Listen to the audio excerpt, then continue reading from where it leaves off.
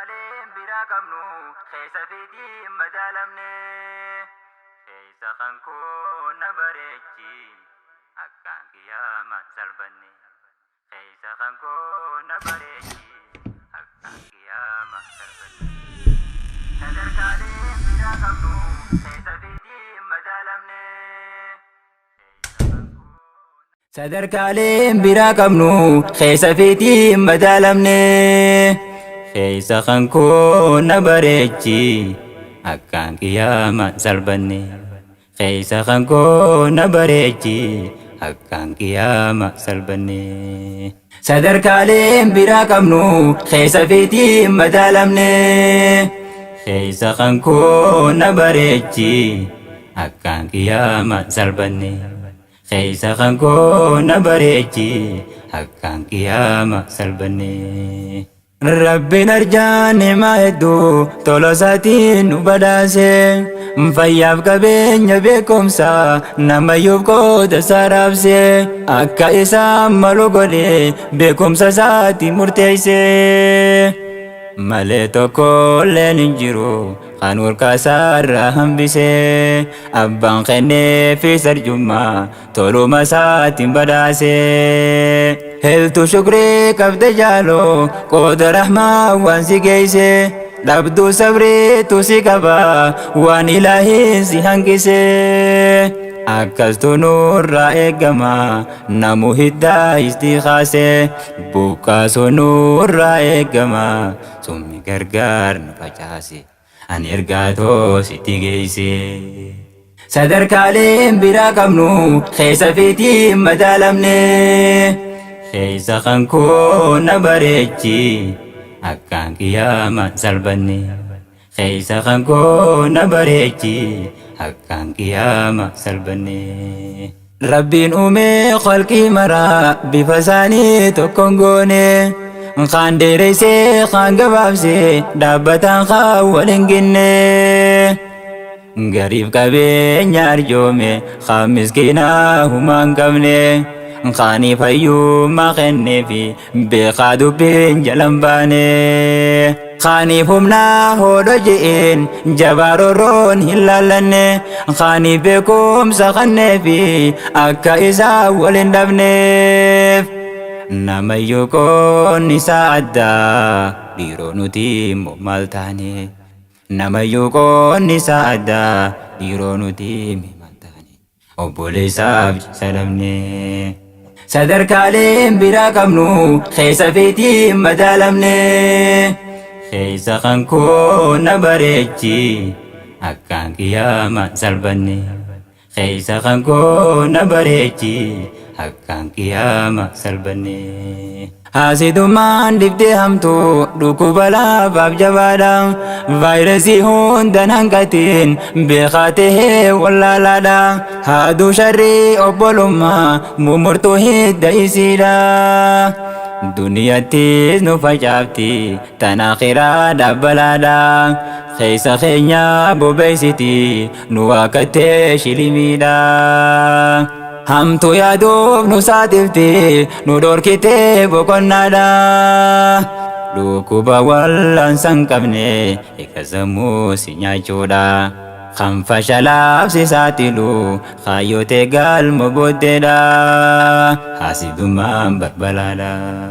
sadarkaaleen biraa qabnu keessa fiitii madaalamne keessa kan koo na bareechi akkaan kiyyaama salphanne keessa kan koo na bareechi akkaan kiyyaama salphanne.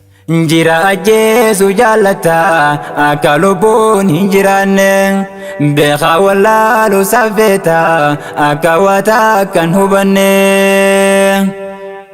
qabaataadhaaf jeesan qabdu akka gabaate jiraanne beekamaadhaaf ibrabbashta akka namoonni hin jaallanne irrina isaati funaanta osoo maalummaa san beeyne ofiif qaatee hin hojjettu waan nyooteetu sitti hin dhiifne maasha Allah irraan jettu dhukkuba kees hin hayyamne kheyri boruuf dhimman qabdu akhiraatee si yaachifne tanarra kaannee qabamne dhukkuba wallaansaan qabne.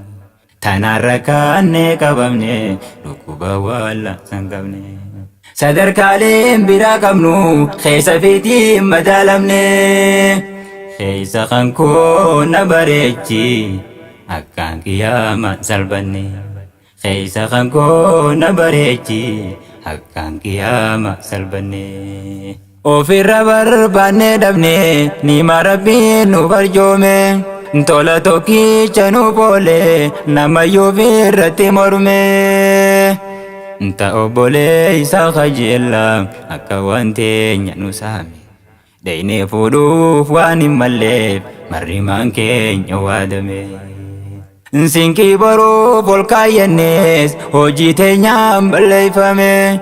Daraa bubbeen fuute tahee hongoo waliif nu tuulame.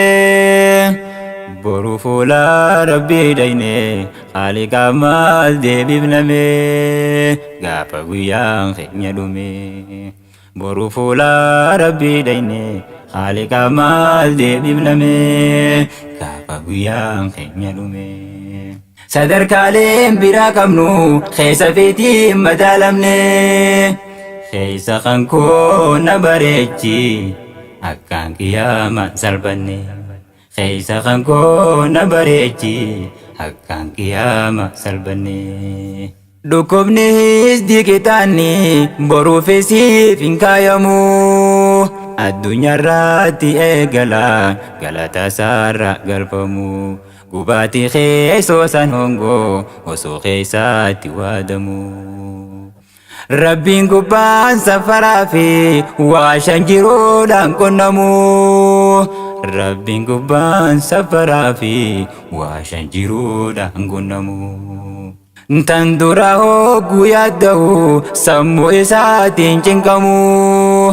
Hogguu tasgabbii hin qabu akka waan sirrii rakkamu.